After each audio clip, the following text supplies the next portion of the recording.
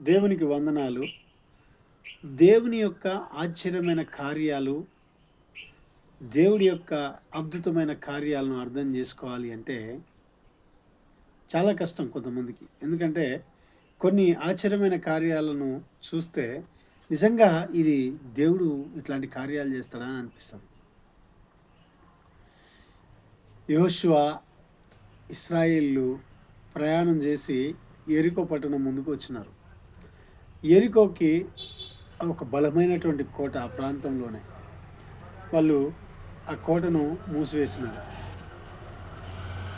అలాంటి సందర్భంలో యెరికో కోట గురించి చరిత్రలో చదివితే 60 ఫీట్ల వరకు 60 ఫీట్ల హైట్ వరకు ఉంటుందంట.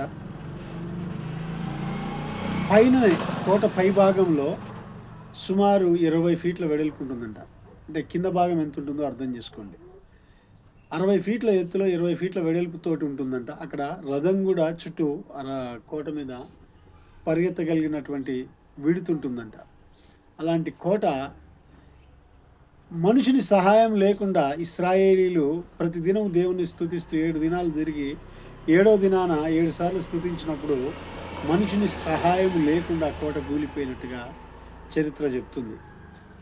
వీటిని అర్థం చేసుకోవాలి అంటే, దేవుని యొక్క మహాకార్యాలను అర్థం చేసుకోవాలంటే దేవునితో సత్సంబంధాన్ని కలిగినటువంటి వ్యక్తులే దేవుని కార్యాలను అర్థం చేసుకోగలుగుతారు.